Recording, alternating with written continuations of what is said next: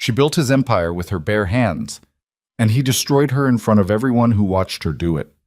One slap, one ripped ring, one room full of powerful people who said nothing. But there was one man in that room who had been watching Elena Brooks for 5 years. Not the way Grant watched her, not with contempt or entitlement, but with the quiet, patient certainty of someone who already knew exactly what she was worth. And what happened next? Grant Holloway lost everything before he ever made it to the elevator. Stay with me until the very end. Hit that like button right now and drop a comment telling me what city you're watching from.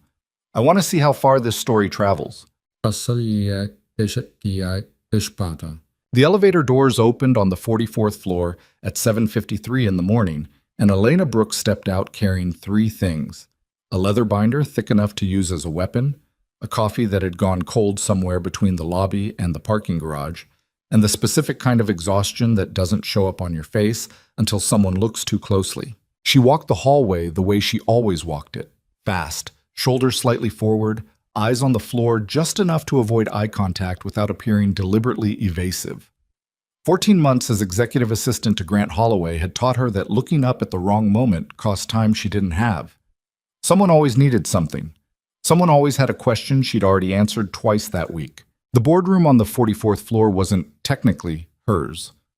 Nothing on that floor was technically hers. But she knew its dimensions the way a person knows the inside of a place they've spent too many hours in. The way the east-facing windows threw cold morning light across the mahogany table until 10, the dead spot in the audio system near the third speaker panel, the fact that the climate control ran 2 degrees warmer than the thermostat said. She had fixed the audio issue herself 8 months ago with a $10 part she ordered online and installed during a lunch break. Nobody asked. Nobody thanked her.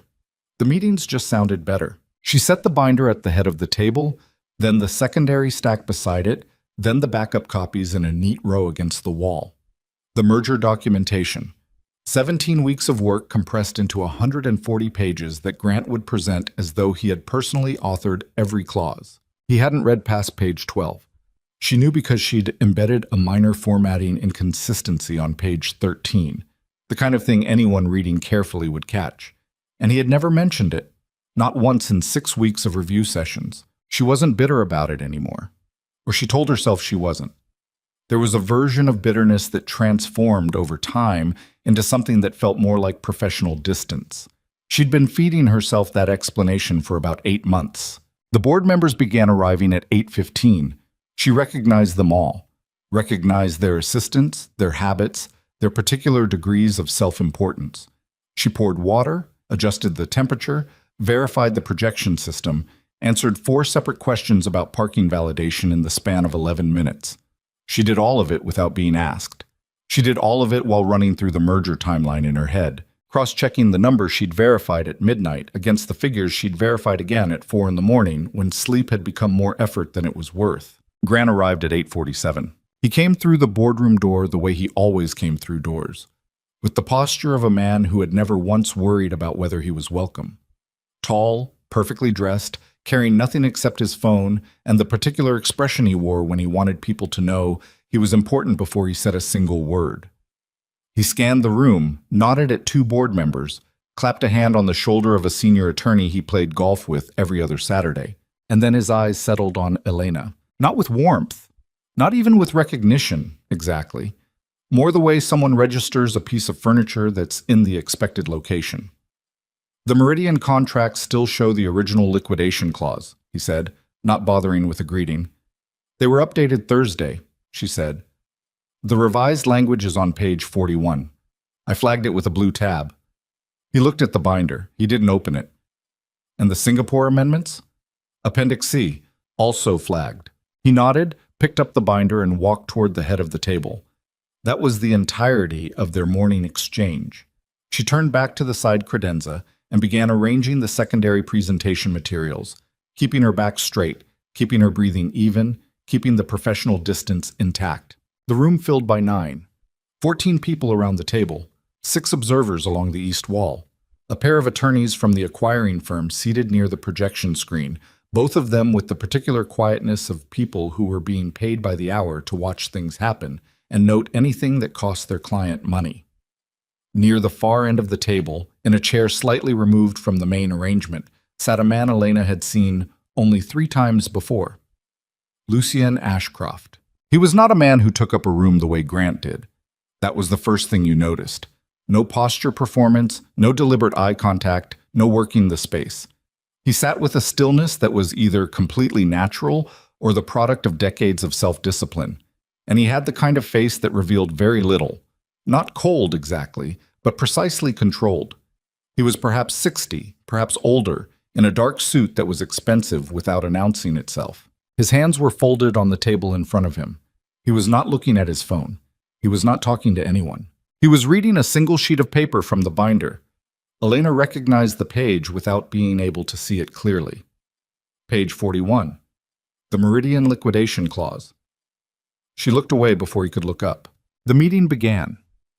Grant stood and opened with the tone he always used for rooms like this one. Authoritative, smooth, calibrated to the frequency of men who had spent their careers performing competence in front of other men who were doing the same thing. He moved through the acquisition overview, the financial projections, the integration timeline. He was good at it.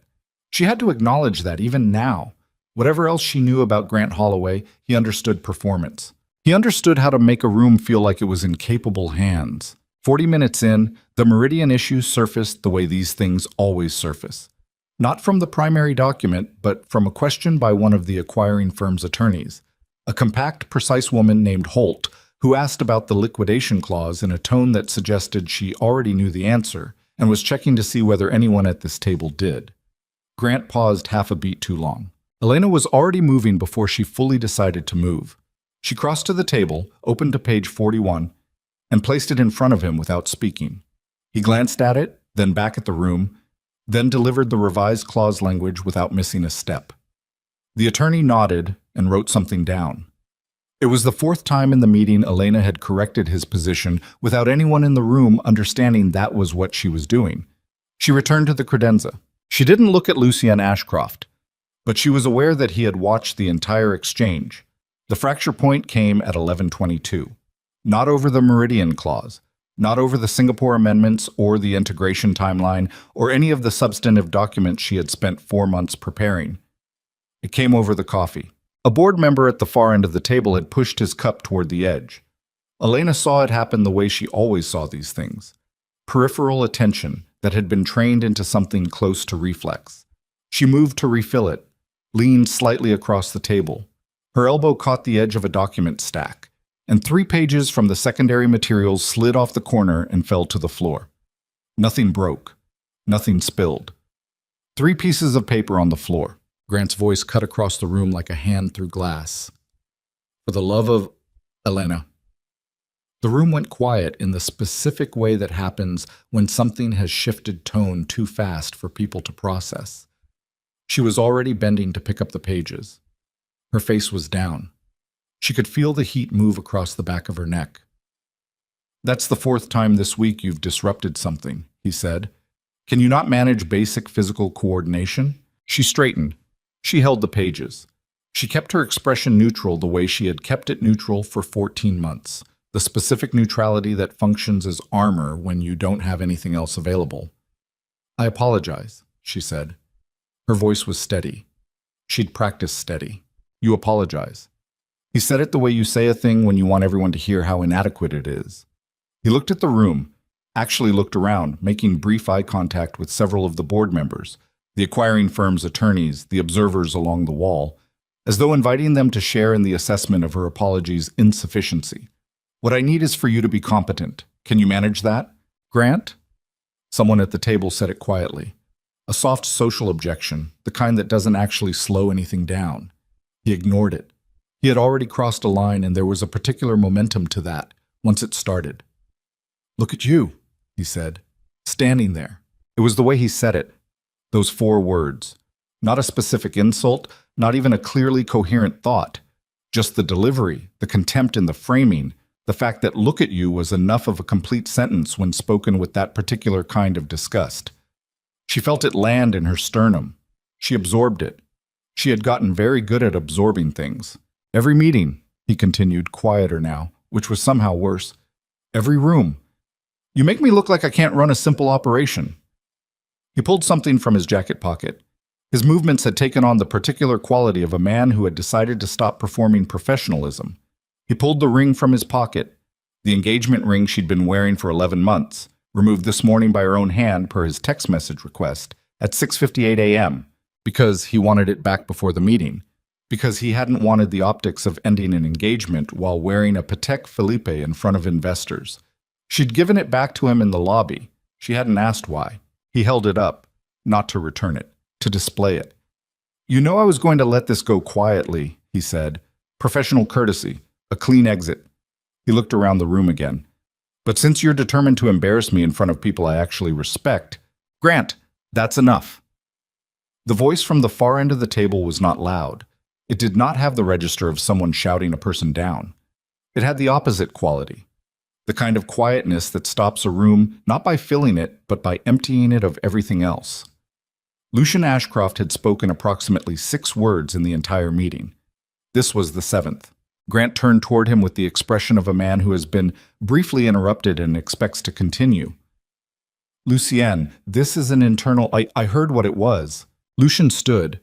He did it without any performance of effort, just a clean motion, and he walked the length of the table, not toward Grant, but toward Elena, and he knelt on one knee and collected the 3 pages that she was still holding, half-gathered in her hands. He took them from her with the precise care of a person handling something worth handling carefully. He straightened them. He placed them in order on the table beside her. Then he looked at Grant. The room was absolutely still. "I've watched this woman correct your legal position 4 times this morning," Lucian said. "I've watched her prevent 2 documentation errors that would have delayed this merger by a minimum of 6 weeks. I've watched her manage this room at a level of competence that exceeds half the people seated at this table." A pause. "And I've watched you speak to her the way I have not heard a man speak to another human being in a professional environment in longer than I care to remember." Grant's jaw was set. "This isn't your—" "The merger is mine," Lucian said quietly. "The room is mine. This building is mine.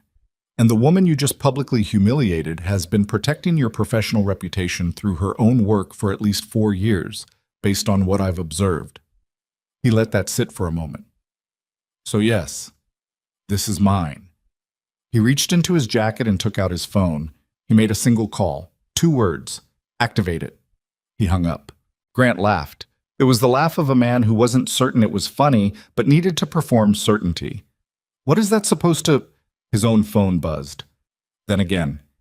Then 3 times in rapid succession. He looked down at the screen and the laugh stopped. Elena watched his face change. She had seen Grant Holloway in difficult negotiations. She had seen him in rooms where the numbers turned against him, and in situations where people pushed back hard, and in moments where he was genuinely rattled. She had never seen his face do what it did now. The color went wrong. Not pale.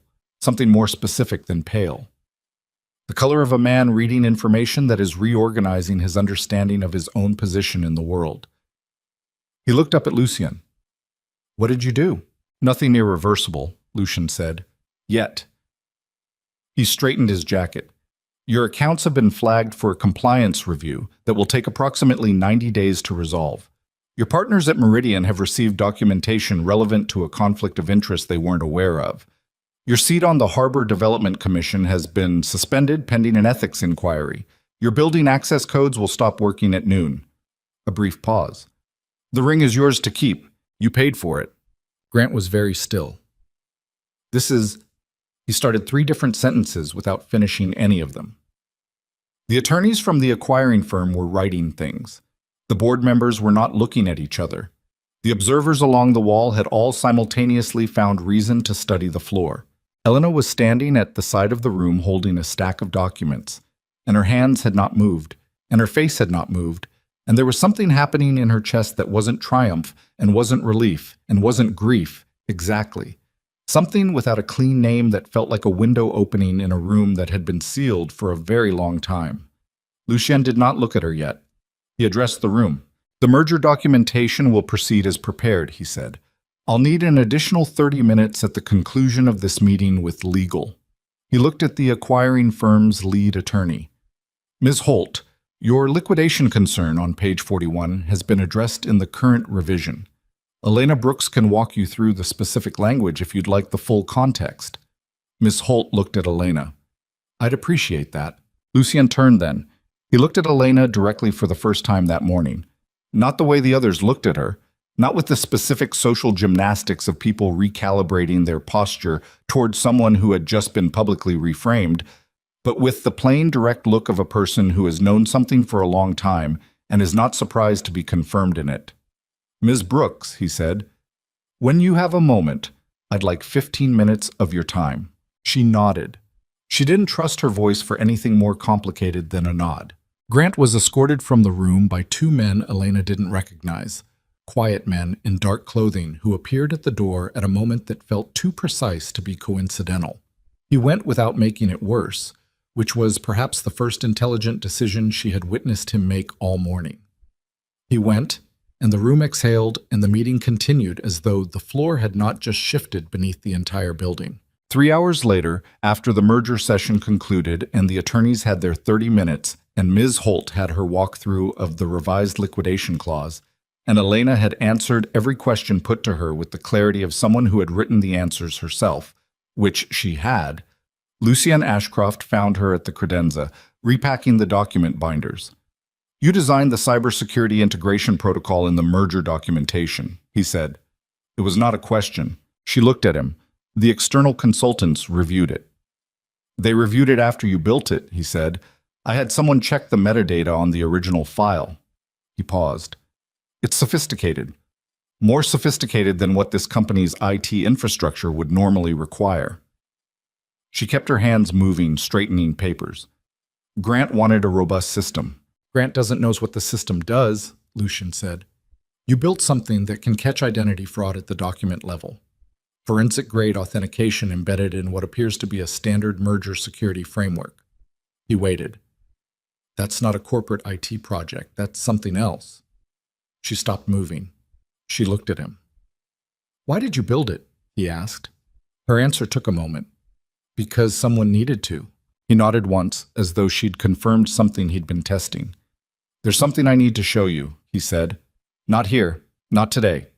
He handed her a card. Plain, no logo, just a time and an address written by hand. Tuesday morning, if you're willing. She looked at the card. She looked at him. What is it? She asked. The reason, he said quietly, that your greatest mistake wasn't building that system without telling anyone. He paused. It's that the people who want to use it against you have already found it. He left. She stood at the credenza with his card in her hand and the empty room around her, and the specific, breathless certainty that the last 14 months had been a prelude to something she didn't yet have the vocabulary to name, and that Tuesday morning was going to change everything she thought she understood about the company she had spent 4 years quietly keeping alive. Tuesday came with the kind of cold that gets inside your jacket before you finish zipping it. Elena stood on the sidewalk outside an address on West 38th Street that looked like a freight logistics office from the outside. Faded lettering above the door, steel-reinforced windows with privacy coating, a loading dock that hadn't moved cargo in what looked like years. The card Lucien had given her said 7 a.m., her watch said 6:58.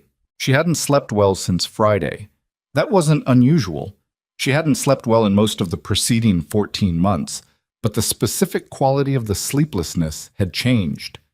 Before, it had been the low-grade insomnia of someone carrying too much work and not enough acknowledgement. Now it had an edge to it. She kept returning to what he'd said at the credenza. The people who want to use it against you have already found it. She'd replayed that sentence approximately 60 times over the weekend, and had not arrived at an interpretation that made her feel anything other than the way she felt right now, standing on this sidewalk, watching her breath cloud in the cold air and wondering whether she was about to do something irreversible. The door opened before she knocked. The man who opened it was not Lucien. He was younger, mid-40s, broad through the shoulders, with close-cropped hair and the kind of face that had been deliberately trained to express nothing in particular. He wore dark tactical clothing without insignia and held the door without speaking. She went in. The freight office was a shell. Past the front reception, empty desk, dead computer screen, nothing that looked like it had been touched in months, was a staircase going down. The man led her without explanation. She followed without asking. The level below street level was not what she expected.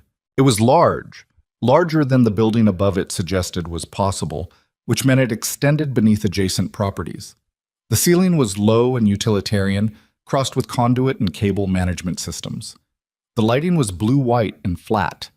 Around the perimeter, in tiered workstations that curved slightly inward, sat people at screens, not the casual posture of office workers, but the particular stillness of people concentrating on something that required total attention. She counted 23 workstations before she stopped counting. The screens showed things she recognized and things she didn't. Shipping manifests, live port data from what appeared to be multiple international terminals, financial market feeds, what looked like communication intercepts flagged in red and routed through a filtration system she couldn't identify from this distance. Lucien was standing at the center of it, talking to a woman in her 50s with a gray streak in her hair and a tablet in her hand. He saw Elena and said something brief to the woman, who nodded and walked away. He crossed to Elena. "You came," he said. "You said it was important." "I said it was the reason someone is targeting you." He tilted his head toward the room. "Walk with me." He took her through the space without rushing. He explained what she was seeing with the specific economy of someone who has explained it before and knows which parts to linger on. Ashcroft Global's public face, the corporation, the board, the merger activities, the quarterly reports, was real. It was also a surface. Beneath it, and more precisely beneath this building and 3 others like it across the city, was something that had no official name, no public filing, no corporate structure that any regulator had ever reviewed. It had existed in one form or another for 19 years. It monitored and managed the commercial infrastructure of New York, not controlled it in the way criminal organizations controlled things, not through coercion or ownership, but protected it. Shipping routes, financial clearing systems, Port Authority communication networks, the invisible connective tissue that kept a city of 8 million people supplied and functioning. When things went wrong, and things went wrong constantly, in ways that never made the news, this room was frequently the reason they got fixed before anyone outside noticed. "Why are you showing me this?" Elena said. She kept her voice level. There was a version of this conversation where she should probably be more alarmed than she was, and she was aware of that gap and what it said about the last several years of her life, that this was not the most unsettling room she'd ever stood in. "Because 3 weeks ago," Lucien said, "someone used your digital credentials to redirect a pharmaceutical shipment worth $4.7 million.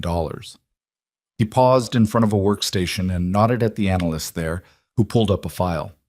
The shipment originated in Montreal, was diverted at the New Jersey port hub, and ended up at a third-party distribution facility in Baltimore that exists entirely on paper. The diversion was authenticated using a security signature you built into the merger documentation framework."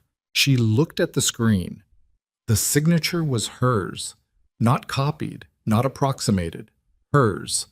The exact cryptographic structure she had developed over 8 months and embedded in the merger security protocol. "That's not possible," she said. "It happened. I mean..." She stopped, reorganized. To replicate that signature, you'd need access to the architecture underneath it. The visible layer of the authentication system looks standard. The actual functioning layer is obfuscated, deliberately. She looked at him. "The only way to use it correctly is to understand how I built it." "Yes," he said. "Nobody knows how I built it. Someone does now." She stood with that for a moment. Her hands were very still at her sides. She was aware of her own breathing, measured, deliberate, the way you breathe when you're making yourself not react before you're ready to react. "When did it happen?" she asked. "The diversion timestamp is 3 weeks ago. Thursday, 2:14 a.m. Thursday, 3 weeks ago." She had been in the office until 1:45 a.m., finishing the merger documentation revisions Grant had requested at 9 p.m. the previous evening. She had been the last person to leave the 44th floor. She had badged out. She had taken the elevator alone. "I was in the building until nearly 2, she said. "I know. It means someone executed the diversion using your credentials during a 12-minute window when you were either in the elevator or the parking garage." He looked at her. It was not a coincidence. The woman with the gray streak came back. Her name, Elena would learn in the next 5 minutes, was Carver. She had the manner of someone who had spent years in an environment where imprecision had consequences. Not aggressive, just exact. She should hear the rest, Carver said to Lucian. He nodded. Carver looked at Elena with the neutral assessment of someone doing a quick competence evaluation. You built a forensic authentication layer into a standard merger document framework, she said, without being asked, without documentation, using a cryptographic method I've only seen in military-grade identity verification systems. A pause. Where did you learn that? Elena met her eyes. I taught myself. Over how long? 3 years? Carver exchanged a brief look with Lucian that Elena couldn't fully read. We need to know if you can identify the forgery mechanism, Carver said. If someone replicated your signature, there will be traces in the replication process that only you would recognize, artifacts from how they accessed the architecture. Show me the raw authentication log, Elena said. They showed her. She stood at the workstation for 11 minutes. Nobody spoke. 2 of the analysts drifted over, not intrusively, just close enough to see what she was looking at. She went through the log the way she went through everything, methodically, in layers, starting with the most visible element and working inward. She found it at the 5th layer. A compression artifact in the signature generation. A microscopic inefficiency in the encryption timing that her method didn't produce. Her method was faster by a specific margin because of an optimization she'd developed independently. Whoever had replicated the signature had used a different underlying process to produce the same visible output. Same surface. Different engine. They didn't understand what they were copying, she said. They got the external structure right. The authentication reads as valid at every standard checkpoint, but the generation timing is wrong. She pointed at the log sequence. Here and here, the signature was produced 11 milliseconds slower than my method generates it. It's not detectable by any automated system because the output is identical, but I can see it. Nobody in the room spoke for a moment. Carver looked at Lucy. She's right, she said. She said it without particular drama. The way you confirm something you needed confirmed. Can you prove it? Lucian asked Elena. I can document the timing differential and the architectural mismatch in a form that would hold up to forensic review, she said. Yes. Lucian nodded once, then, someone inside this company gave them access to your system architecture, not the merger documents, the underlying framework you used to build the authentication layer. Someone who has been inside Ashcroft Global's data infrastructure. Grant, she said. Possibly. His voice was measured. Or someone who used Grant as a pathway without Grant fully understanding what was being taken. She looked at the room, the screens, the feeds, the scope of what she'd walked into. Who is behind the shipment diversion? She asked. Lucien looked at her for a moment before answering, and in that moment she understood he was deciding something. Not whether to trust her, she thought, but how much of the actual shape of the problem to show her at once. His name is Victor Draven, Lucien said. He runs a commercial infrastructure network that operates under legitimate business structures in 14 cities. On paper, he's a logistics investment consortium. In practice, he's been systematically acquiring control of the operational systems that keep this city functioning. Port access, freight routing, financial clearing networks. Not ownership. Influence. The kind of leverage that doesn't show up in a filing. He paused. He's been trying to access Ashcroft's network for 2 years. The merger created a window he's been moving to exploit. And the pharmaceutical diversion? A test, Lucien said, using your credentials to see if the authentication layer could be weaponized, to see if you'd be blamed for it. The weight of that settled over her with the specific quality of something you understand intellectually before you feel it. She'd been set up, not by someone who hated her, by someone who had studied her work closely enough to use it as a weapon, and who had needed a credible fall person inside Ashcroft's operation, and who had looked at the organizational chart and found her, the executive assistant, the woman nobody had formally credited with building the system, the woman with no title that would make a defense attorney's job easy. Does anyone else know about the diversion? She asked. 3 people in this room, Lucien said, and whoever executed it. She exhaled through her nose. She turned back to the workstation screen. Give me access to the raw log and an isolated terminal, she said. I'll have the forensic documentation ready in 4 hours. Carver almost smiled. It wasn't a full smile, more a slight adjustment at the corner of her mouth that meant something in the specific language of people who are rarely surprised. 3, she said. Elena looked at her. 3.5. Done. She worked through the morning in a corner of the room Carver designated, on a terminal that was air-gapped from the main network, a precaution Elena appreciated without being asked to. The analyst gave her space. Lucien moved through the room doing the work of someone running an operation, making calls in low voices, reviewing feeds, conferring with Carver in the shorthand of 2 people who had been working together long enough to communicate in sentence fragments. At 11:40, she finished the documentation. She flagged Carver, who read it standing up, scrolling through it with the speed of someone who reads technical material the way other people read text messages. Carver handed it to a man across the room without comment. The man plugged in a drive and began working. Lucien came to her corner at noon. "You should know," he said, "that when I had the boardroom incident reviewed this morning—" "You had it reviewed?" "I had everything from the past 6 months reviewed," he said without apology. "The meeting recordings, the access logs, the communication records. I needed to understand the full picture before today." He looked at her steadily. "What I found is that your work has been systematically credited to other people across 4 separate project cycles, including the cybersecurity framework. The external consultant's report lists the authentication system as their own development." She kept her face neutral. She had known this. She had known it with the specific knowledge of someone who watches their work leave their hands and return wearing someone else's name and decides repeatedly that the argument isn't worth the cost. She had known it and filed it in the part of herself where she kept things that were true and also things she was not prepared to act on yet. "It's documented," she said. "Time-stamped file metadata. Communication records showing you submitted the framework 3 weeks before the consultants claimed to have developed it, and 2 internal emails in which Grant explicitly instructed the team to remove your name from the documentation." He paused. He was protecting his budget allocation. Crediting a junior employee with the work would have raised questions about the consulting contract. She said nothing for a moment. The room hummed around them. Somewhere behind her, an analyst called a number across the room and someone else confirmed it. "What do you want from me?" she asked, not defensively. She needed the shape of this. "Right now? I want you here," he said, "working with us on identifying Draven's access points. You know the architecture he's trying to exploit better than anyone in this building." He paused. "After that, we'll discuss what comes next." She held his gaze. "You've been watching me for a long time."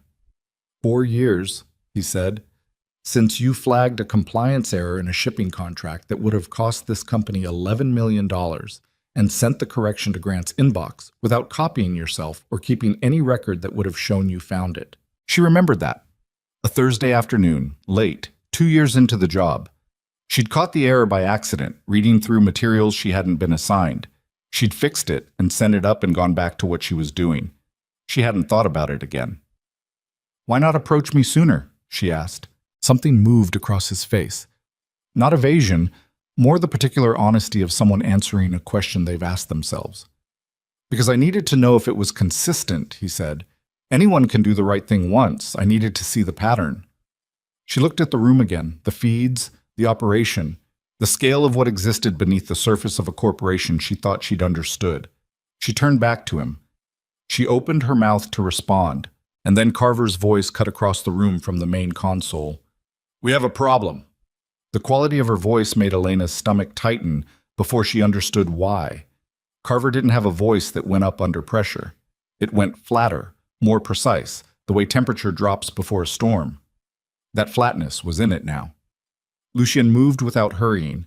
Elena followed. On the main screen, Carver had a live feed from what appeared to be a port terminal security camera. The camera showed a freight facility. It also showed, in the corner of the frame, 3 men in the uniforms of Port Authority employees who were not moving like Port Authority employees. Too still, too coordinated, watching the entrance to a shipping container bay with the specific patience of people who were waiting for something specific rather than working a shift. "That's Terminal 7, Carver said. "It's where the pharmaceutical shipment that was diverted 3 weeks ago was supposed to arrive." She pulled up a secondary screen. "There's a second shipment, same origin, same destination, same routing." She looked at Lucien. "It's scheduled to arrive in 90 minutes. They're going to hit it again, Elena said. With your credentials again, Carver said. She looked at Elena directly. Which means the moment that diversion is executed, regardless of the forensic documentation you just produced, you will have a second fraudulent transaction tied to your authentication signature. One incident is explainable. 2 incidents become a pattern. She paused. A pattern is a prosecution. The room was very quiet. Elena felt the specific cold of a situation that has just become something other than what it was. She looked at the screen, the 3 men in the terminal, the shipping bay, the clock in the corner of the feed that read 12:04 p.m. and was moving forward with complete indifference. Can you block the diversion from here? She asked Carver. Not without alerting whoever is executing it that we're watching. Can you reroute the shipment? Same problem. She looked at Lucien. Damien. He was watching her with the steady attention of a man who has set a situation in motion and is now observing what it produces. Then I need to go to the terminal, she said. Carver shook her head. You walk into that terminal and you're visible. If Draven has people watching, he does have people watching, Elena said. Those 3 men are watching the bay entrance. They're not watching for me. They're watching to confirm the shipment arrives so they can execute the diversion remotely the moment it clears customs. She was working through it as she said it, the way she worked through everything, out loud in sequence, testing each step against the next. If I can access the Port Authority communication relay before the shipment clears, I can insert a credential suspension flag on my own authentication signature. It'll look like a routine security reset. The diversion won't execute because the credential won't authenticate. You'd be flagging your own credentials, Carver said. Yes. Which creates a gap in the merger documentation framework authentication. A 12-hour gap, Elena said. The merger session doesn't reconvene until tomorrow morning. I can restore the credential at midnight. The gap won't affect any active transaction. Carver looked at Lucien. Lucien looked at Elena. If you're wrong about the timing. I'm not wrong about the timing, she said. I built the system. I know exactly what the window is. Another moment. The clock on the feed, 12:06.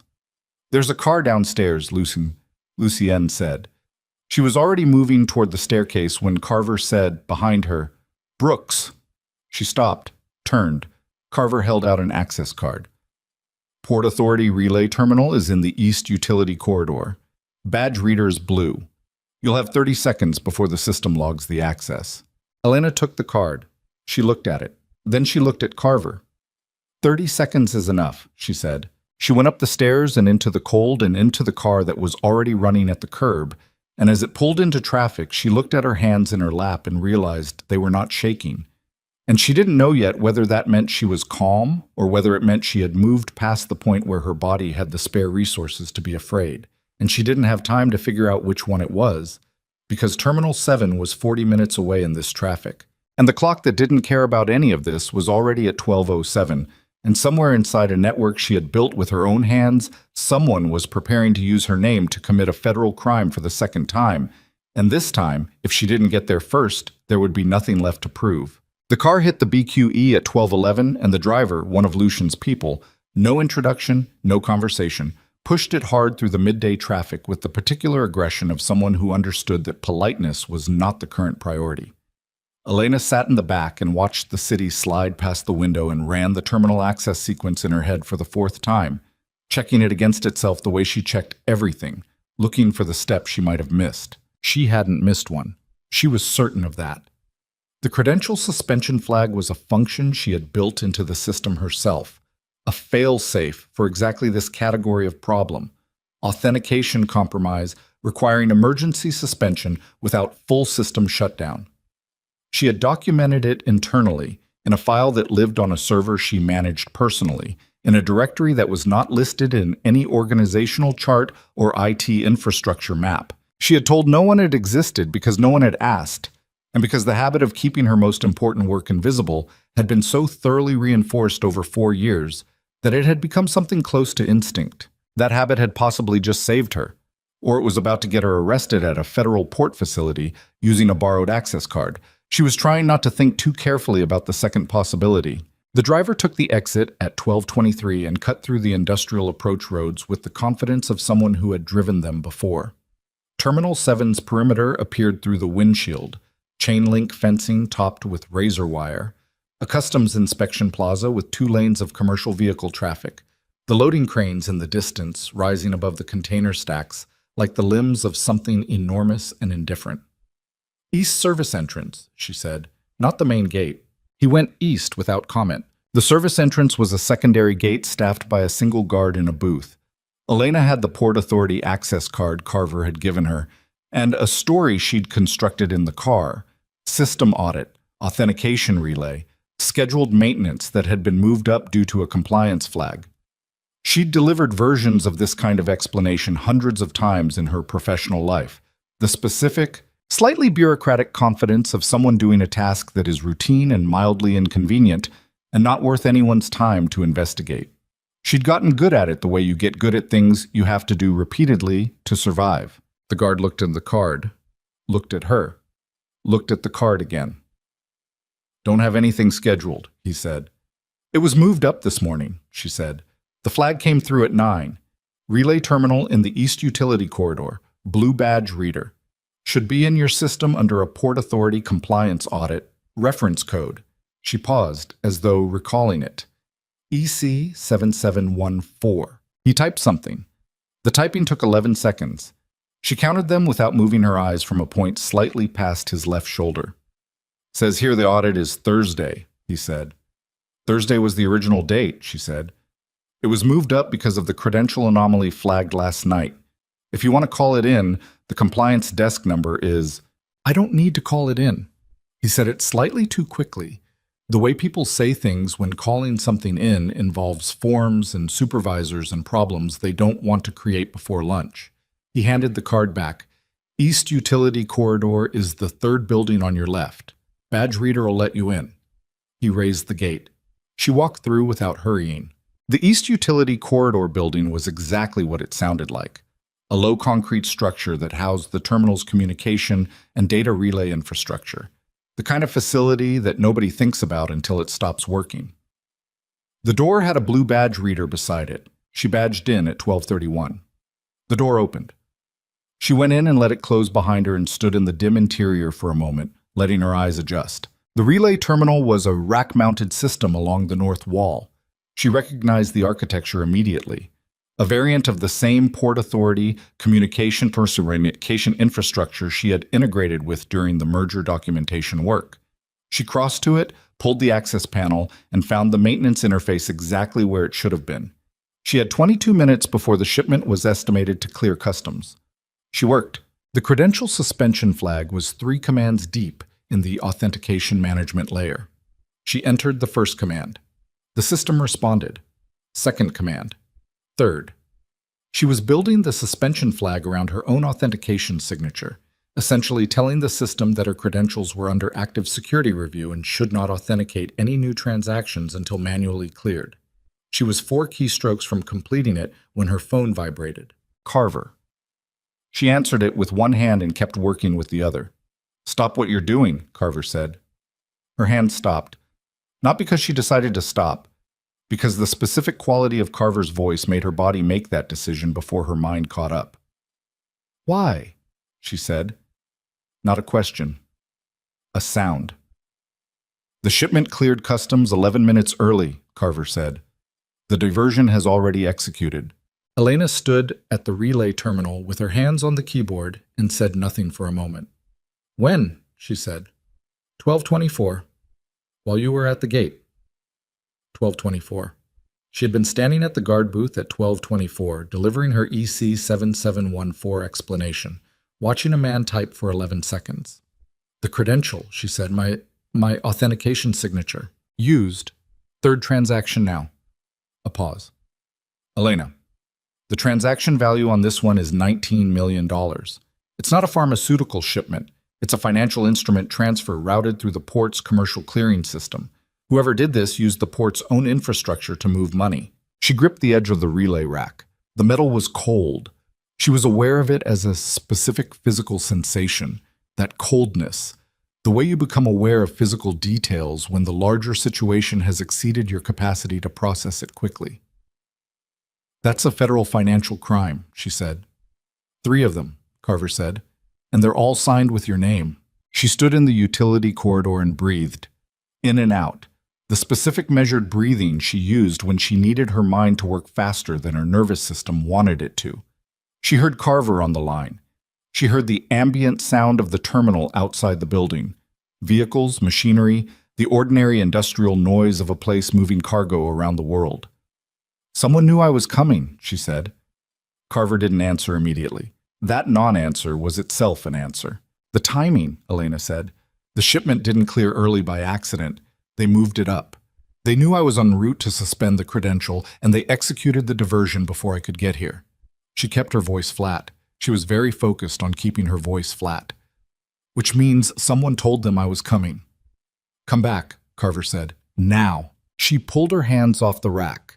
She looked at the unfinished suspension flag on the terminal screen. She completed it anyway. 4 keystrokes, credential suspended, because the credential being suspended was no longer about stopping the diversion, it was about preventing a 4th transaction, and she was not going to leave this building without doing the one thing she could still do. Then she walked out. The car was where she'd left it. She got in. The driver pulled away from the service entrance without being told to. She sat in the back and looked at her hands in her lap and thought about 12 minutes.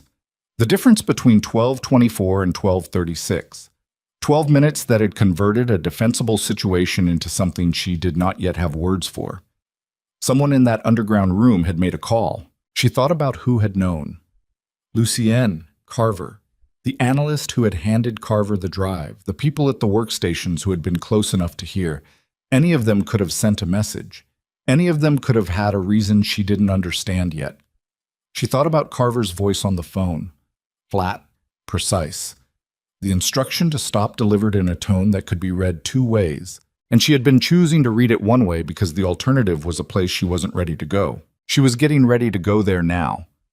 The car arrived back at West 38th Street at 1:04. She went in through the front door, down the stairs, into the room. The ambient energy of the space had changed in the 40 minutes she'd been gone. More people at screens, conversations happening in lower voices. The particular compression of a room where something has gone wrong and everyone is working to contain it. Lucien saw her come in. He crossed to her immediately, and she read his face the way she had been learning to read it. Not the surface of it, but the precision of it. The thing underneath the control. "I know," she said before he could speak. "Someone here made a call." He stopped. "The shipment cleared 11 minutes early," she said. "That's not a coincidence. That's a response. Someone in this room told Draven's people I was in transit, and they moved the execution window to stay ahead of me." She looked around the space. "I need to know who had communication access between 12:07 and 12:24. Carver was at the main console. She turned at Elena's voice. Her expression was, and Elena read this carefully, not defensive, not guilty. Something more complicated.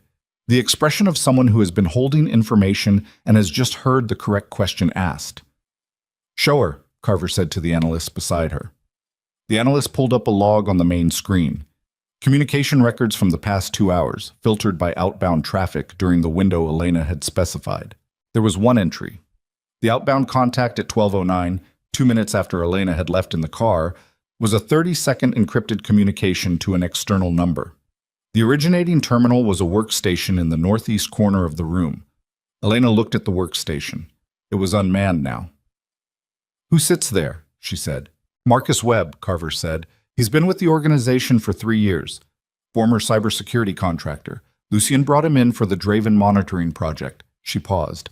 "He left the building at 12:15, said he had a medical appointment." Elena looked at Lucien. His face was very still. The specific stillness she had first noticed in the boardroom. Not absence of feeling, but containment of it.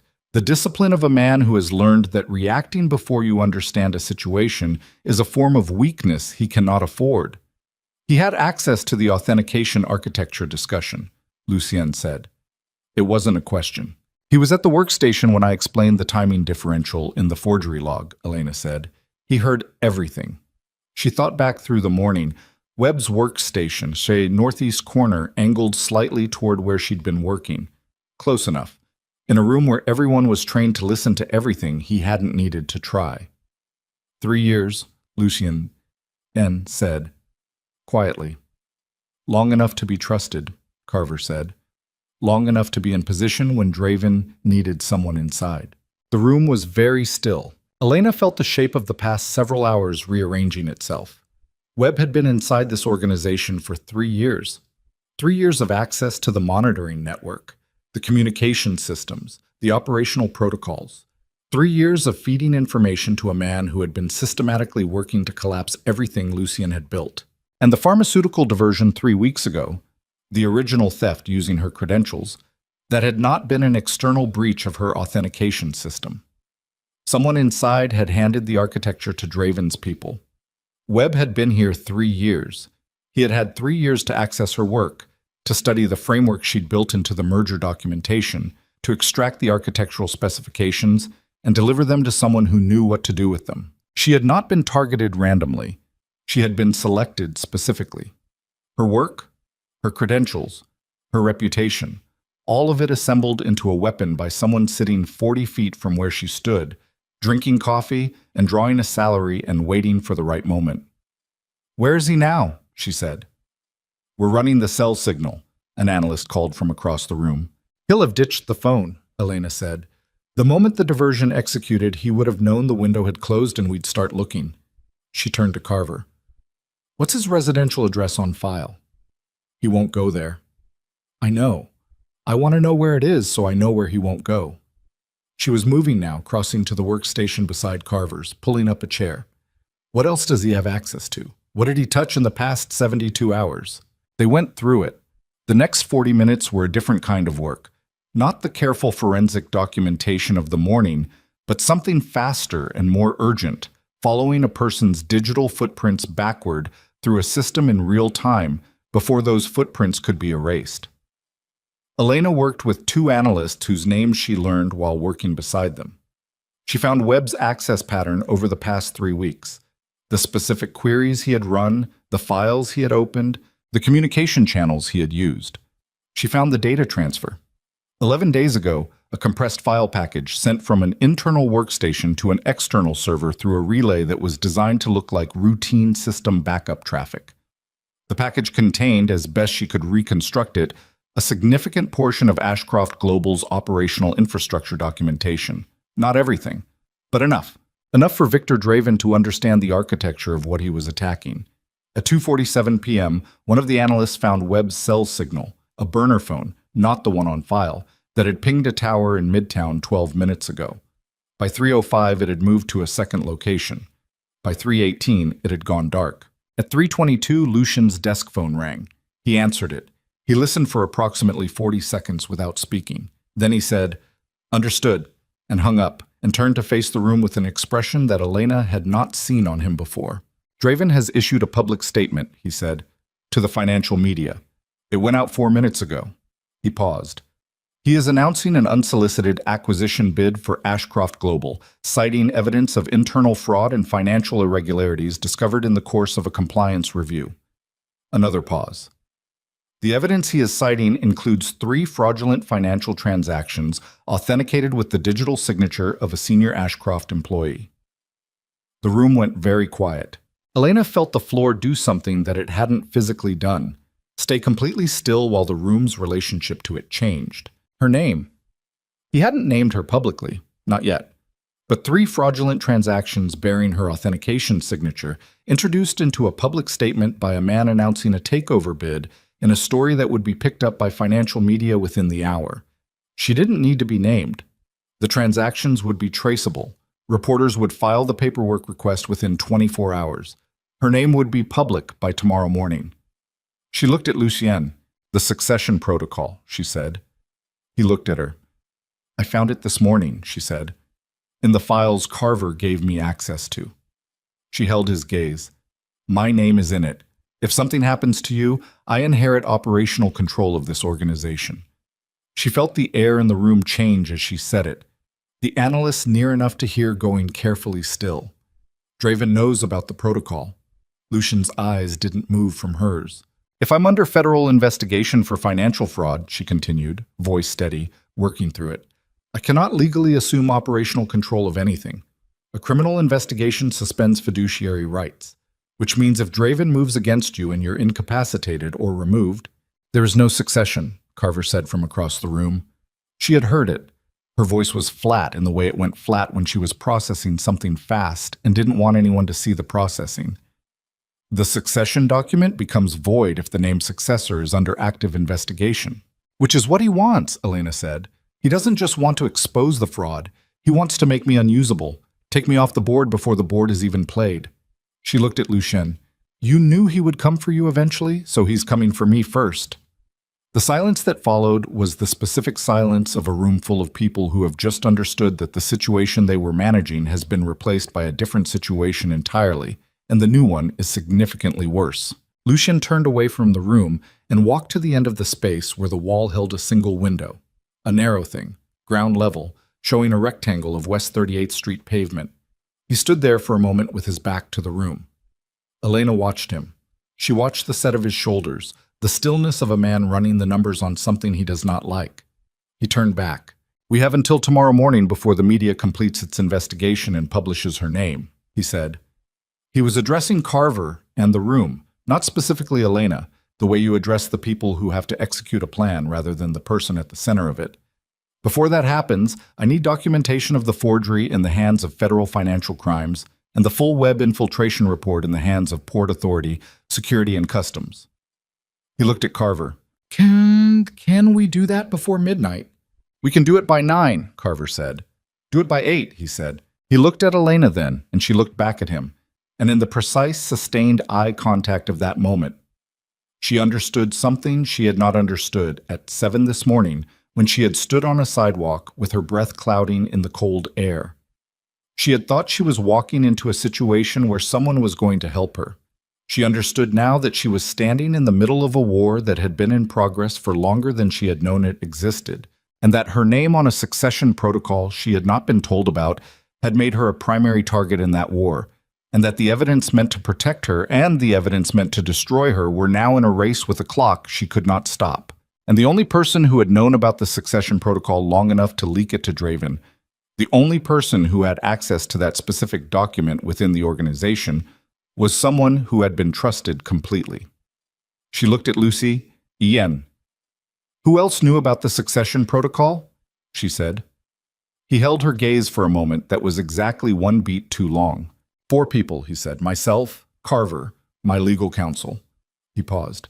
And Marcus Webb, who processed the document filing 18 months ago before his access was supposed to have been restricted to operational systems. Supposed to have been. She let that sit. 18 months, she said. Yes. He's known my name was in that document for 18 months, she said. And he's been inside this organization feeding information to Draven for at least that long. She watched Lucien's face. Which means Draven has been building this specific play. The credential theft, the fraudulent transactions, the public statement, all of it, for 18 months. This was never about the merger. The merger was the trigger. The real target was the succession. Lucien said nothing. He doesn't want Ashcroft Global, she said. He wants what happens after Ashcroft Global loses its succession structure. He wants the window that opens when this organization doesn't have a clear operational heir. She felt the shape of it fully for the first time, the architecture of a plan built over a year and a half, patient and precise and aimed at a single point. He's going to move against you directly, soon, because the fraud story only works as cover if it runs parallel to something happening to you. Boy, the room was absolutely silent. Lucien looked at her for a long moment, and what she saw in his face was not surprise. It was the careful, controlled expression of a man who has just heard someone else arrive at a conclusion he had already reached and has been carrying alone, and the specific weight of that carrying showed, just briefly, in the set of his jaw and the stillness of his hands. Yes, he said. One word, quiet, the most honest thing she had heard him say all day. Her phone buzzed on the workstation beside her. She looked at the screen. An unknown number, a text message, 4 words. Check the building cameras. She looked up at Lucien. She turned the phone toward him so he could see the screen. Carver was already moving to the security console on the far wall, pulling up the external camera feeds for West 38th Street. She cycled through them. East approach, west approach, the alley behind the building, the street-level view of the front entrance. On the street-level feed, parked across the street in a dark sedan that had not been there at noon, were two men. They weren't doing anything. They were just there, watching the building with the specific patience of people who were not in a hurry because they had already decided how the evening was going to go. Carver looked at Lucian. "We have maybe 2 hours before they move," she said. Elena looked at the feed. She looked at the two men in the car. She looked at the 4-word text on her phone from a number she didn't recognize, and she thought about who would send that message, who would know to send it, who would have access to the external camera feeds of a building that did not officially exist, who would be watching from a position close enough to see what the cameras showed and want her specifically to know it. She put the phone face down on the workstation. She turned to Lucian. "I need everything," she said. "Not what you've decided I should know. Everything." Her voice did not shake. She had moved past the register where shaking was available to her. "Because whoever sent that message is not one of yours, and they're not one of Draven's, and that means there is a third party in this that neither of us has accounted for, and we are standing in an underground room with two men parked outside who are waiting for a signal, and I am not going to walk into whatever comes next without the complete picture." Lucien looked at her for a long moment. Then he said, "Sit down." And the way he said it, not as an instruction, not as a command, but as the specific, quiet utterance of a man who is about to tell the truth about something he has protected for a very long time, made the cold come back into her hands, and she sat, and she waited, and the camera feed on the wall showed the two men in the dark sedan sitting perfectly still across the street from a building that wasn't supposed to exist, and the clock in the corner of the feed moved forward, with complete indifference toward whatever was coming next. Lucien sat down across from her at a workstation that had been cleared by an analyst who moved away without being asked, and he put his hands flat on the surface in front of him. Not a gesture of openness, exactly, more the posture of a man anchoring himself to something solid before he says something he cannot take back. "Victor Draven is not the architect," he said. Elena held very still. "He is the instrument," Lucien continued, "the visible face of a capital structure that has been assembling quietly for 7 years. 14 investment entities, 9 of them offshore, 3 of them registered in jurisdictions that don't share financial disclosure agreements with the United States. They move through Draven because Draven is licensed, credentialed, and publicly traceable. He provides the legitimate surface." Lucian's jaw was tight. The actual ownership sits above him, and the actual ownership has been working toward one specific acquisition for the entirety of those 7 years. "This organization," Elena said. "Not the corporation," he said. "The infrastructure beneath it. What you walked into this morning, the monitoring network, the port systems access, the commercial clearing integration, the city's operational nervous system." He looked at her directly. "Whoever controls this network controls the flow of approximately 40% of the Eastern Seaboard's commercial logistics. Not owns it, controls it. The difference matters enormously. Ownership is visible, regulatory, contested. Control is none of those things." She absorbed that. "The third party," she said, "the text message. The capital structure above Draven has a compliance officer," Lucien said. "Someone who monitors the legality of their operations, who flags actions that exceed their risk parameters." He paused. "That person has been in contact with me, intermittently, for 8 months. They do not want their employers to succeed. They have been providing limited intelligence." He paused again, longer this time. "They are the reason I knew Draven was going to move during the merger." "You knew," Elena said. "I anticipated it. That's not the same thing as knowing." She felt something tighten in her chest. "You built the merger documentation framework knowing it was going to be targeted. You brought in the acquiring firm. You scheduled the meeting." She looked at him. "You put me in that boardroom." "You were already in that boardroom," he said. "You had been there for 4 years. You knew Grant was going to—" "I did not know what Grant was going to do," Lucien said, and his voice had an edge in it now, the first real edge she had heard from him. "I knew Grant was under financial pressure from Draven's network. I knew he had been compromised 3 months before the merger meeting. I knew his behavior had been escalating." He held her gaze. "I did not know he would do what he did, and I would not have permitted it if I had." The silence between them was specific, Not empty, but loaded, the particular quality of two people measuring the same event from different positions. The succession protocol, she said. You put my name in it before the merger, before the boardroom, before any of this. Yes. Why? Because I needed the succession document to be real, he said. If it were a fabrication, a name inserted as strategy, it would not hold under scrutiny. Legal challenges, probate proceedings, regulatory review. It had to be genuine. He looked at her. The only way it could be genuine was if the person named in it was genuinely the right person. She felt the particular cold of being told you were chosen for a reason and having to decide whether the reason is the thing it sounds like or something more complicated. You used me, she said. I selected you, he said. The distinction is real. Not from where I'm sitting. He looked at her for a long moment. No, he said quietly. I suppose it isn't. Carver's voice cut through the room.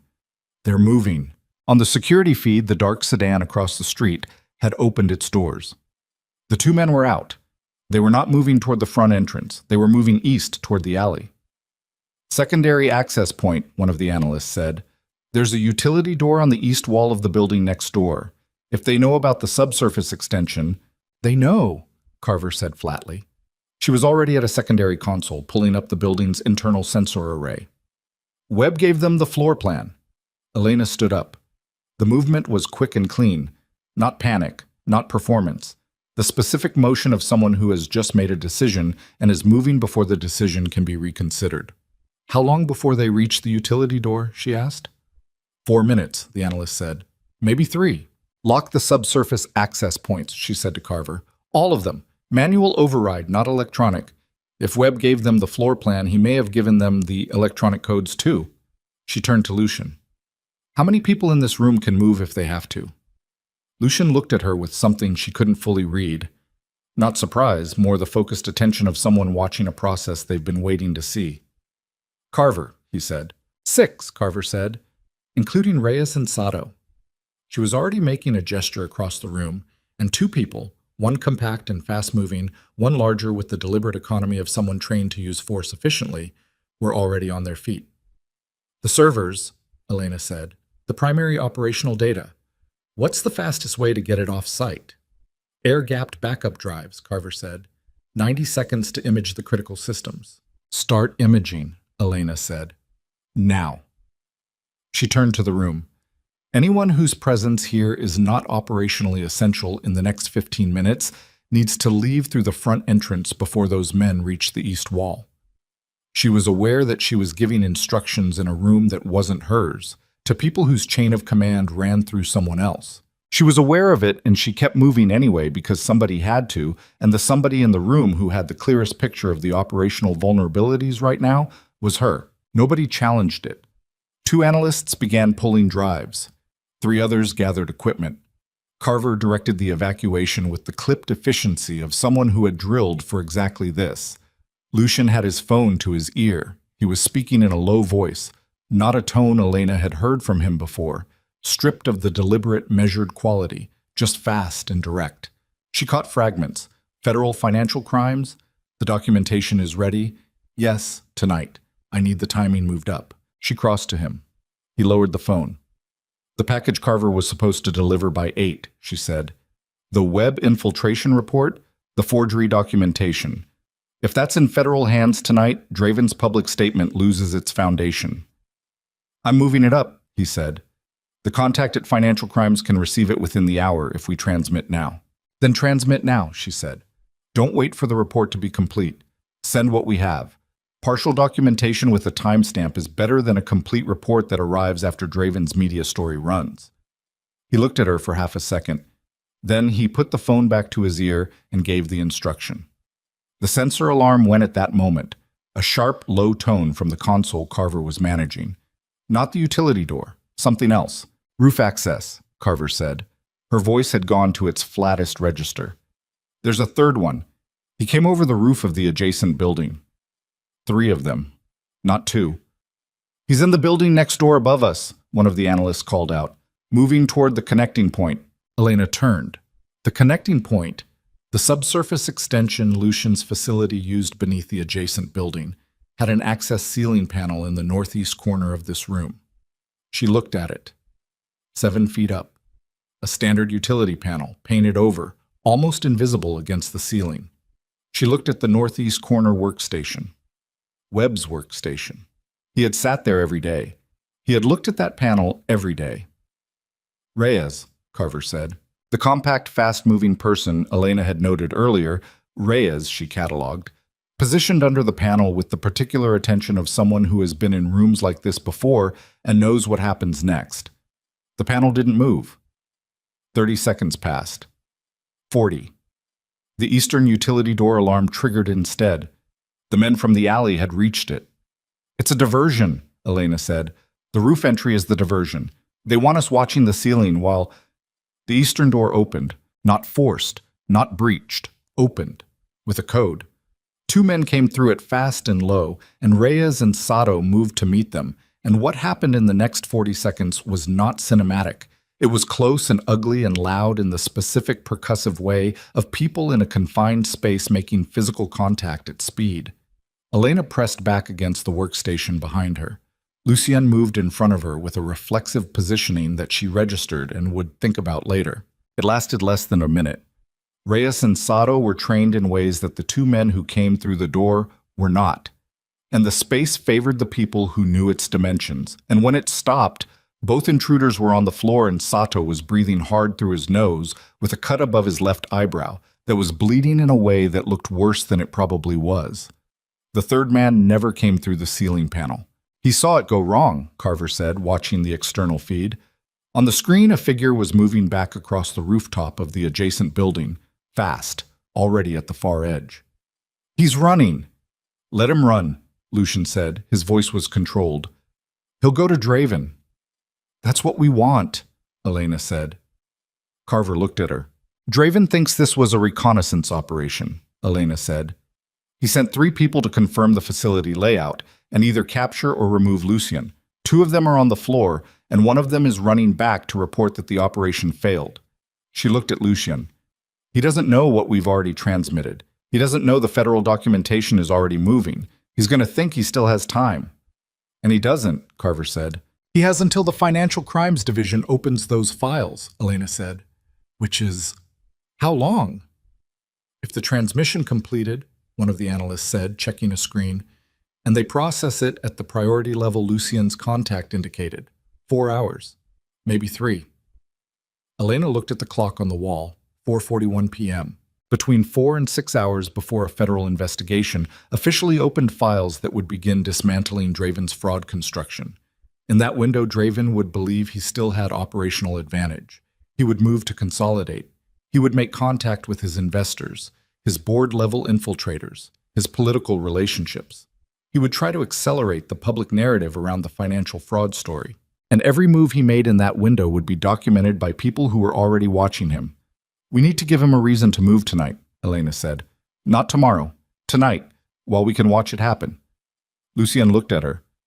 What are you thinking? He issued a public statement about financial irregularities at Ashcroft Global, she said. He cited 3 fraudulent transactions. He hasn't named me yet because he's holding the name for maximum impact, probably timed to the morning financial news cycle. She looked at Lucien. What if Ashcroft Global issues a response tonight? Not a denial. A counterstatement, naming the fraudulent transactions, presenting the forensic documentation of the forgery, and announcing a voluntary cooperation with federal investigators. She paused. And naming me, before he can. The room went very quiet. You want to out yourself, Carver said. I want to control the narrative, Elena said. If we name me with the full context. The forgery evidence, the credential theft, the web infiltration. If Draven names me tomorrow morning, it's a scandal. If Ashcroft Global names me tonight as the person who uncovered the fraud and cooperated with investigators, it's a completely different story. Lucien was watching her with the full weight of his attention. He'll know we've transmitted the documentation, Carver said. Yes, Elena said. He'll panic, he'll make calls. He'll try to reach his contacts in the financial media, his board-level people, the political relationships he's been maintaining, all of it logged, all of it documentable. She held Carver's gaze. We turn his 4-hour window into an evidence collection opportunity. Sato, from across the room, pressing a cloth to his eyebrow. That's either very smart or it ends her career permanently. My career ended this morning when my name went on 3 federal financial crimes, Elena said.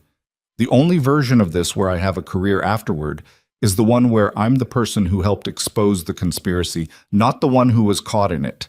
She looked at Lucian. Your call, she said. It's your company. It's your name on the statement. He held her gaze for a moment that stretched. Then he looked at Carver. Draft it, he said. She reviews it before it goes out. Nothing releases without her approval. Carver moved. The next 90 minutes were the most concentrated work Elena had done in her life. And she had spent 4 years doing the work of 3 people, so that was a significant threshold. The statement went through 6 drafts.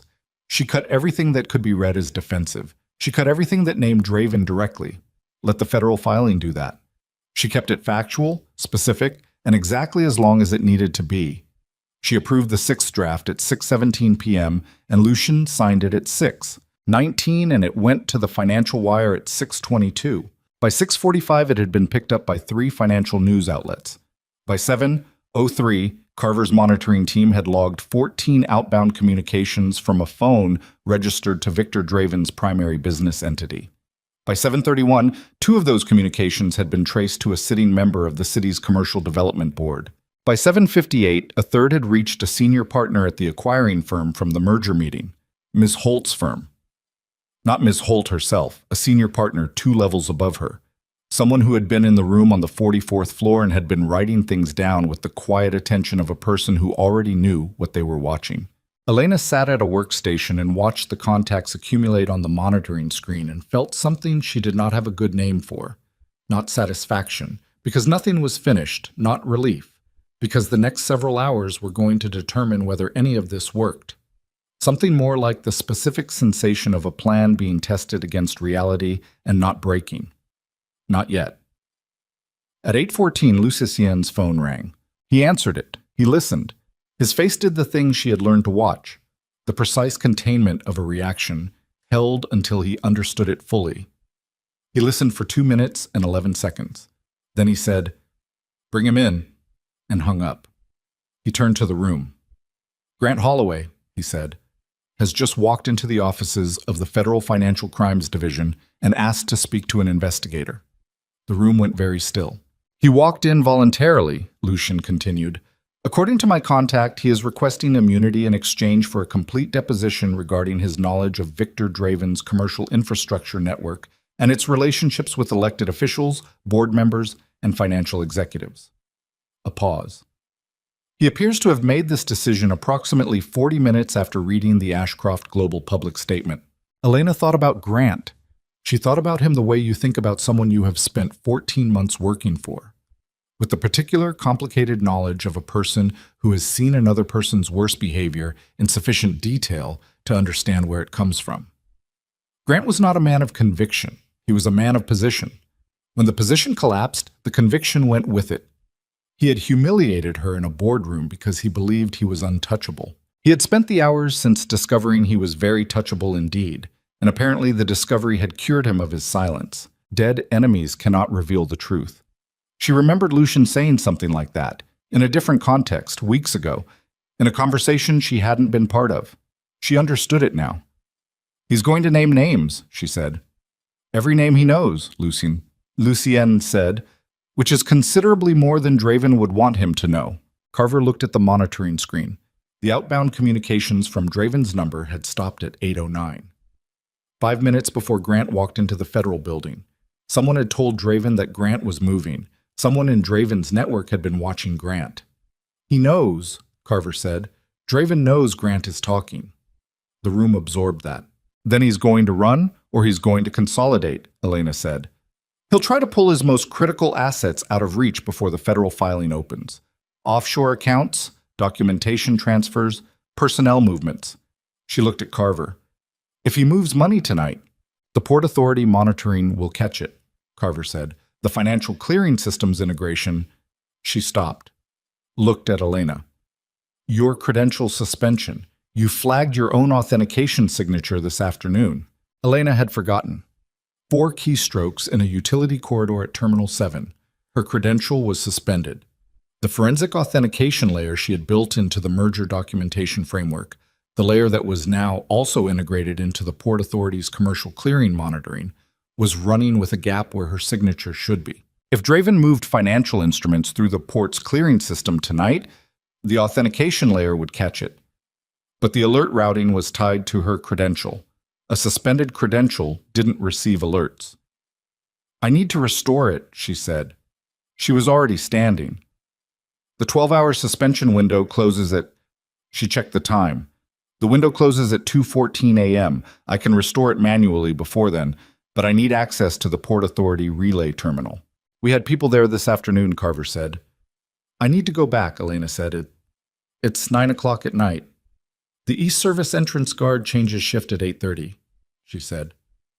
"The night guard is a different person, different access protocols. I'll need a different approach." She looked at Lucian. "But if Draven moves money tonight and the alert doesn't route, we miss it. And if we miss it, that money is in a jurisdiction we can't touch by morning." Lucian looked at her. She watched him do the calculation. Not of logistics, she thought, but of something more specific. The calculation a man makes when he's deciding how much to ask of someone who has already given more than was owed. "There's another option," he said. He turned to the analyst nearest the primary console. "Pull up the merger documentation framework access log." The analyst did. Lucian pointed at a line in the log. "The authentication layer has a secondary administrator credential, an override signature." He looked at Elena. "I built one in when you submitted the framework, a master credential that sits above the individual user signatures. I never told you because I never expected to need it." She looked at the logs. The secondary credential was there, a layer she hadn't known existed in her own system.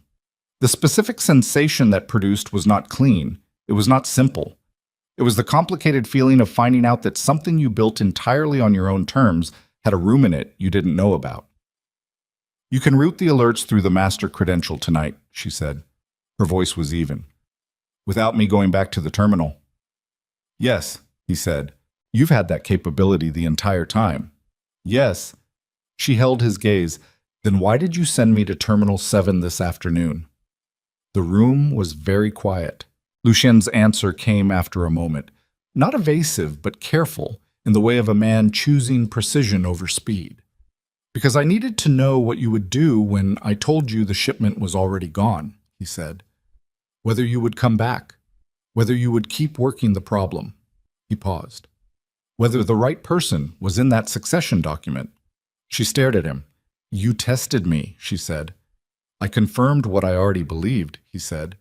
"The distinction is not real," she said. "Not from where I'm standing." She turned away from him. She put her hands on the edge of the workstation and looked at the monitoring screen where Draven's outbound communications had gone dark, and Grant Holloway was presumably sitting in a federal office choosing every word with the care of a man who understands that his future is now entirely dependent on the usefulness of what he knows. She breathed, in and out, the specific measured breathing. Then she turned back. "Activate the master credential," she said. "Route all alerts through it tonight. If Draven moves anything through the port clearing system, I want it flagged in real time." She held Lucien's gaze.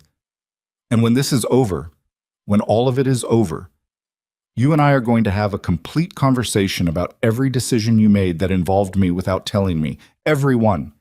He held her gaze. "Yes," he said. "We will." She nodded once. Carver activated the master credential at 9:23 p.m. At 9:47, the first alert fired. At 10:02, the second. By 11:15, the monitoring system had flagged 9 separate financial instrument movements through the Port Authority's commercial clearing infrastructure, each one routed through a different entity in Draven's network, each one attempting to push capital into offshore structures before the federal filing could freeze the assets. Each one caught, each one documented, each one time-stamped and routed to the financial crimes contact who was, by now, no longer waiting until morning. Elena sat at the workstation and watched it happen with the specific, exhausted attention of someone who has been running on will and cold air for 14 hours. And she thought about the 44th floor boardroom and the scattered documents and the cold coffee and the 14 months of invisible work. and the ring she had given back in a lobby at 6:58 in the morning of a day that had turned out to be something else entirely. At 11:58 p.m., Carver's phone rang. She answered it, listened for 40 seconds, and turned to the room. "Federal agents are at Draven's residential address," she said. "He's not there. They're executing a financial asset freeze on all domestic accounts and have issued a coordination request to 3 international jurisdictions." She paused. "His compliance officer, the third party, just surrendered voluntarily to federal custody with a full documentation package." The room exhaled. Elena did not exhale. Not yet. She looked at the monitoring screen. 9 flagged transactions. Grant Holloway in a federal office. Draven's accounts frozen. Webb's infiltration documented. The forgery evidence transmitted. The succession protocol intact. It should have felt like the end of something.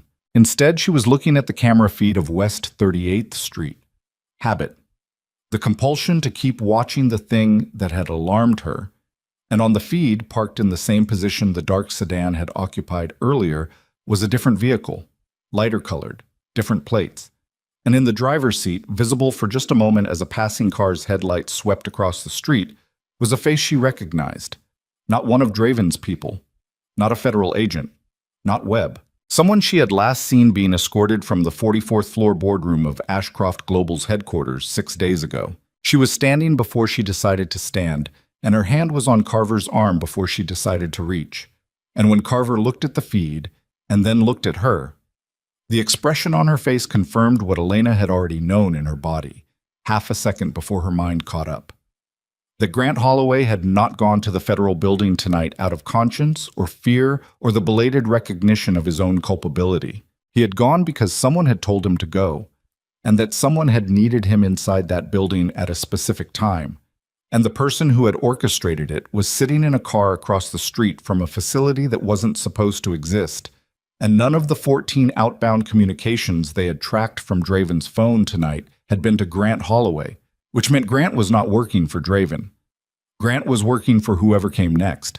Elena kept her hand on Carver's arm and kept her eyes on the feed and did not move for 3 full seconds, which was long enough to be certain she was not misreading the image and not long enough for the man in the car across the street to disappear. Grant Holloway. In a vehicle that had not been there an hour ago, parked at the precise angle that gave a clear sightline to the building's front entrance, engine running, not looking at a phone, not looking at anything except the door.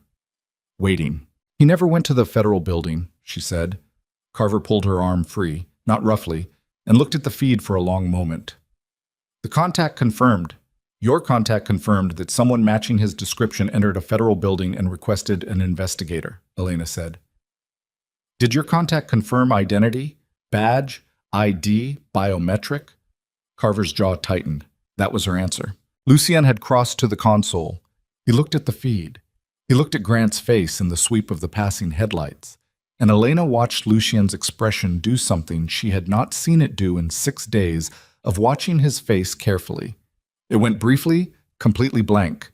The way a face goes blank, not from absence of feeling, but from the sudden presence of too much of it arriving at once. "He was told to go to the federal building," Lucien said, quietly. "Not to the room, to himself. By whoever is in this structure above Draven," Elena said. "The capital ownership. The people Draven reports to."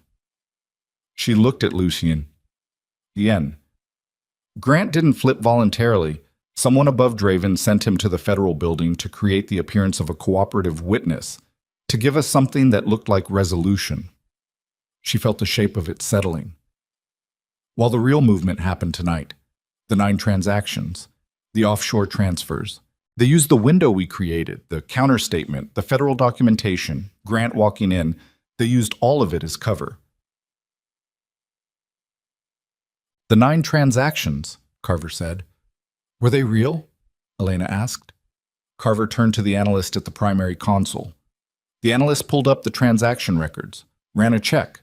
His face changed in the specific way faces change when the answer is not what the question assumed. "They're real," he said. "The movements are real. The assets are real." He kept going through the records. "But the destination accounts—" He stopped. "What?" Carver said. "They're domestic," he said. "All 9 of them, not offshore." The routing made them look like they were heading to offshore structures, but the final destination accounts are domestic holding entities, registered in Delaware. He looked up. They were never trying to move the money out. They were moving it in a circle. 9 transactions that look like a panicked asset flight and end up exactly where they started. The room absorbed that. Elena stood very still. It was theater, she said. The transactions were designed to look like Draven panicking, to make us think we were watching the collapse of his network in real time. She put her hands on the edge of the console. We weren't watching a collapse. We were watching a performance. We spent the last 3 hours documenting 9 transactions that go nowhere, while something else happened that we weren't watching. What weren't we watching? Lucian said. She turned to the main system display. The merger documentation framework, she said. Pull it up. The current status of the authentication layer. The analyst pulled it up. The framework was active, the master credential was running, the alert routing was functioning. And the merger documentation itself, the 140 pages she had spent 17 weeks building, the legal framework for the acquisition of Ashcroft Global's public corporate structure, had been accessed 47 minutes ago by a user credential she did not recognize. Not modified. Accessed. Read. Someone pulled the merger documents, she said, 47 minutes ago, while we were watching 9 fake transactions. What's in the merger documents that they need? Carver said. Elena knew the answer before the question finished. She had built the framework. She knew every layer of it, including the layers nobody else had looked at closely enough to understand. Including the layer she had built in the 3rd week, when she was still thinking of it as a standard corporate legal document and not yet as a security architecture. The layer where she had embedded the operational integration specifications. The technical documentation describing how Ashcroft Global's public corporate structure connected to the monitoring network beneath it. The map she had created in precise technical language that showed exactly how the surface company and the subsurface operation were linked. She had embedded it in the merger documents because she had not yet known the merger documents were going to be a target. She had put it there because it belonged in the legal framework of an acquisition, due diligence, operational disclosure, standard procedure. She had put it there in week 3 of 17, and by week 9, she had understood why it was a problem, and she had planned to remove it before the merger meeting, and in the chaos of Grant's escalating behavior and the midnight revision sessions, and the 6 weeks of review without reading, she had not removed it. She had known this. She had known it and not fixed it, and had been carrying that specific failure quietly for 8 weeks. She turned to Lucien. The operational integration specifications, she said. I embedded them in the merger framework documentation in week 3. I meant to remove them. I didn't. She held his gaze. Whoever accessed those documents 47 minutes ago now has a complete technical map of how this facility connects to the Port Authority systems, the financial clearing networks, and the commercial monitoring infrastructure. The room was very, very still. Lucien looked at her. The blank expression was gone. What replaced it was something that took her a moment to identify. Not anger, not accusation, but something closer to the specific understanding of a man who has just been handed a consequence he knows how to carry. How much of the map is usable without the master credential? He said. She thought about it. Fast, in the way she thought through technical problems when the clock was already running. The structural information is complete without the credential, she said. Someone who understands network architecture can use the specifications to identify the physical access points, the relay terminals, the integration nodes. She paused. They can't operate the system without the credential, but they can find it. The building on West 38th, the terminals at the port, the financial clearing nodes. She paused again. They now know where everything is. Lucian turned to Carver. We need to move the primary servers tonight. It'll take, how long? 6 hours minimum. The subsurface infrastructure start in 20 minutes, he said. Everything that can move, moves. Everything that can't move gets isolated. He looked at the room. We're not defending this location anymore. He turned to Elena. She spoke before he could. Grant, she said, he's sitting across the street because someone told him to sit there, which means someone is watching to see what we do next, which means if we start moving infrastructure, they'll know within the hour that we're evacuating. Lucian looked at her. We can't move and also not be seen moving, she said. We have to decide which problem we're solving. We solve Grant, Lucian said. He picked up his phone. The call he made was brief, and it was not to anyone Elena had heard him speak to before. Not the financial crimes contact, not the legal counsel, not Carver's operational network. The voice on the other end of the line was one she could not identify from the fragments she caught, but the conversation had the rhythm of two people who had a pre-existing protocol and were activating it. Lucien hung up. He looked at Carver. 12 minutes, he said. Then we move. Carver began the sequence without asking what was coming in 12 minutes. It took 9. 2 vehicles arrived on West 38th Street from the western approach. Not fast, not aggressive. Just vehicles parking in the ordinary way of vehicles on a city street at midnight. 4 people got out. They walked with the specific ordinariness of people who are very good at appearing unremarkable. They reached Grant's vehicle from 2 directions simultaneously, and the exchange that followed was brief. And when it was over, Grant Holloway was out of the car and being walked without resistance toward the building entrance. He came down the stairs into the underground room looking like a man who has been awake for 20 hours and has run out of performances. The suit that had been impeccable in the boardroom 6 days ago was wrinkled at the shoulders. His face had lost the particular sheen of managed confidence. What was underneath it was older and more specific. The face of someone who has spent a week understanding what it feels like to have every structure of support removed simultaneously. He looked at Elena first, not at Lucien, not at the room, at her. She held his gaze. She did not move toward him or away from him. Sit down, Lucien said. Grant sat. What followed was not a confrontation in the way Elena had spent 4 years imagining confrontations with Grant Holloway. In the small, private way you imagine things you know will never happen. It was not satisfying. It was not cinematic.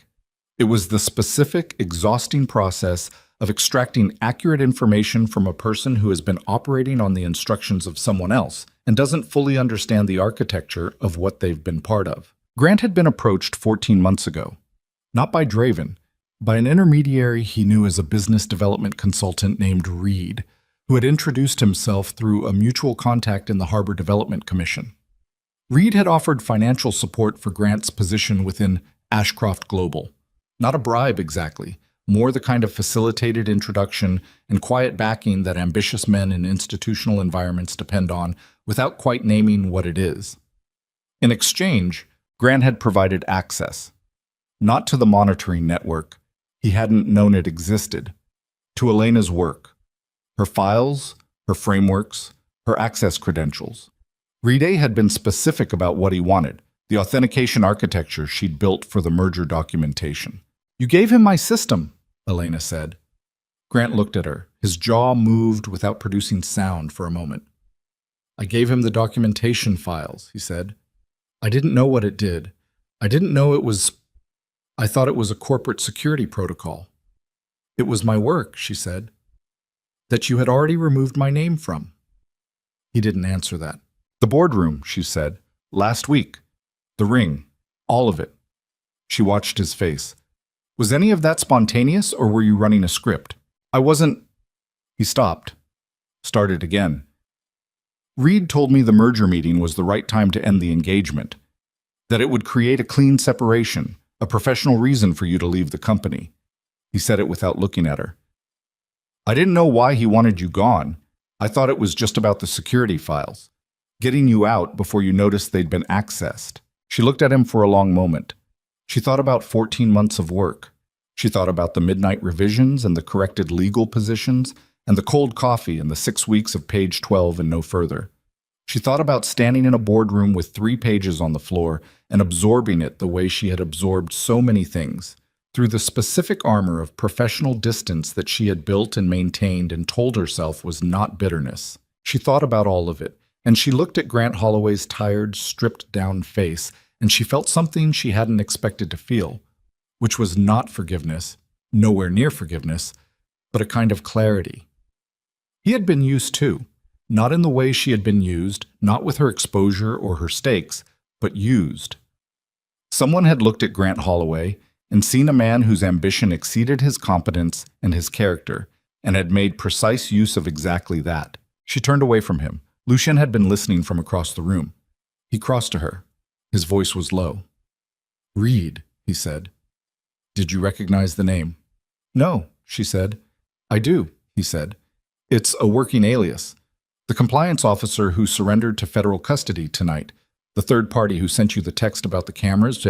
She named him in her deposition. He paused. His real name is Daniel Ashcroft. She looked at him. My brother, he said. The two words came out with the specific weight of something that has been carried a very long time through a space not designed for that kind of weight. 12 years estranged. He built an alternative network using the institutional knowledge he had from the first decade of this organization. He was part of building it before we separated. Lucian's voice remained controlled, precisely, deliberately controlled. He has been working to dismantle what we built, piece by piece, using people like Draven as the operational layer and people like Grant as the access points. She stood with that. The shape of the 7 years, the patient assembly, the specific patience of someone who knows an organization from the inside and takes the time to find all its load-bearing points. The succession protocol, she said. He knew about it, Lucian said. He knew because he was there when I first drafted the concept years ago. He knew the succession structure was the organization's most critical vulnerability, that without a clear operational air, the entire network could be legally challenged and dismantled following my incapacitation. He paused. Targeting you was not about the fraud. It was about ensuring that when the time came, there would be no one left who could hold this together. She breathed, in and out. Where is he now? She said. In federal custody, Lucian said, as of 40 minutes ago. The compliance officer's documentation was enough for an immediate material witness detention. The full charges will take longer. He looked at her steadily. It's over. She looked at the room, the servers, the screens, the analysts who had been awake for as long as she had, longer, some of them, running on the specific fuel of people who believe in what they're doing, even when what they're doing is invisible to everyone outside the room. The infrastructure access information, she said. The specifications they pulled from the merger documents 47 minutes ago. They have it. Yes, Lucian said. Daniel Ashcroft is in custody, but the information is already out. Yes, which means at some point someone is going to use it. At some point, he said. Yes. He held her gaze. Which is why we're moving tonight, and why the next version of this organization is going to need to be built differently. She understood what he was not quite saying. You can't rebuild it alone, she said. No. You could have asked me that directly, she said. 6 days ago, a week ago, 4 years ago. There was something in her voice that was not anger. She had moved past the temperature where anger was available, but it was not gentle either. You didn't have to construct a situation. You didn't have to test me at the terminal. You didn't have to put my name in a document without telling me. No, he said, I didn't. Then why? He was quiet for a moment.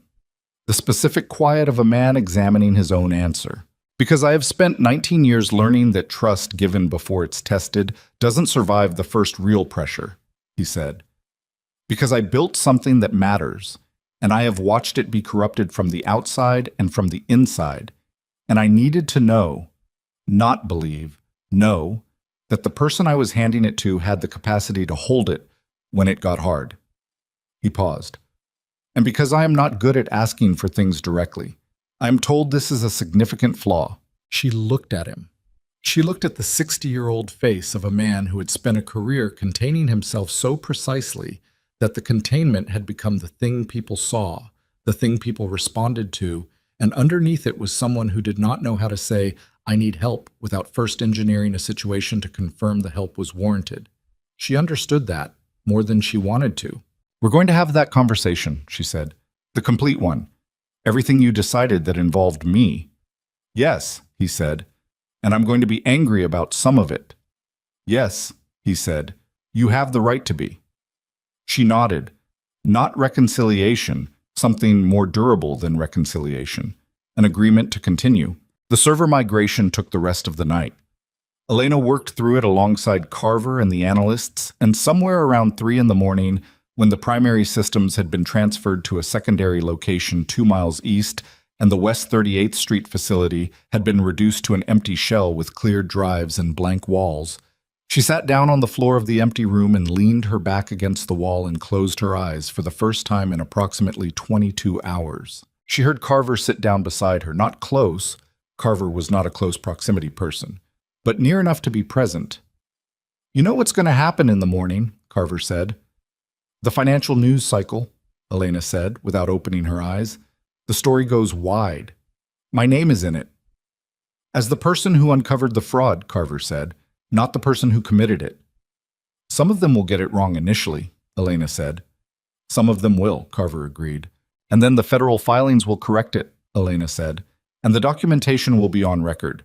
And in 6 months it'll be the kind of story that has a clear shape." She opened her eyes. The ceiling of the empty room was bare concrete. "It never feels like the clear shape while you're in it." "No," Carver said. "It doesn't." They sat in the empty room for a few minutes. Outside, the city was doing what the city did at 3 in the morning, which was continue functioning through the specific overnight machinery of a place that doesn't fully stop. Delivery trucks, hospital shifts, the infrastructure of ordinary life that ran without acknowledgement through the dark hours. 3 weeks later, Ashcroft Global held an emergency shareholders meeting transmitted live to institutional investors in 11 countries. The room was the 44th floor boardroom, which Elena had requested specifically. She had not articulated why to anyone except herself, and the reason was not symbolic in the way people use symbols to perform meaning. It was practical. She knew the room. She knew the dead spot in the audio system, which she had fixed herself 18 months ago with a part she ordered online. She knew the morning light off the east windows. She knew the table and its dimensions and the exact distance from the head of it to the door. She stood at the front of the room in front of 312 investors on a live feed, and more people than she could count in the room itself, and she said what was true. She said it without performance and without the specific language of corporate redemption narratives, which she found false in the way that most carefully constructed things are false. She said, "The fraud was real, and it was targeted at this organization, and the people who executed it are in federal custody, and the documentation of what happened is on public record, and she would rather you read the documentation than take her word for anything." She said, "This organization will be different going forward. Not because it learned a lesson. She did not trust lessons as a category," she said, "because lessons implied you hadn't known the thing before, and most of the time you had known the thing and had simply not been sufficiently accountable for it. The organization would be different because specific structural vulnerabilities had been identified and were being corrected, and that was not a lesson. It was maintenance. And it was the kind of maintenance that should have happened sooner." She did not say, "I spent 4 years being invisible in this building, and a man who did not read past page 12 of my work told a room full of people to look at me, and what they saw was exactly what I was, and nothing like what he meant by it." She didn't say it because it was not the room for it, and because the people who needed to understand it were not the people in this room, and because she had stopped needing the room to know. Afterward, when the investors had cleared and the camera feeds had gone dark, and the 44th floor had returned to the specific quiet of a space that has been full and is now empty, Lucienne came to stand beside her at the window. The harbor was visible from here on a clear day, and it was a clear day, and the water was the flat gray of late October doing its thing without asking anyone's permission. He placed a document on the table between them without comment. She looked at it. A corporate charter. Revised. Her name in it, not as successor, not as heir, as chief executive partner. Equal signature authority, equal operational responsibility.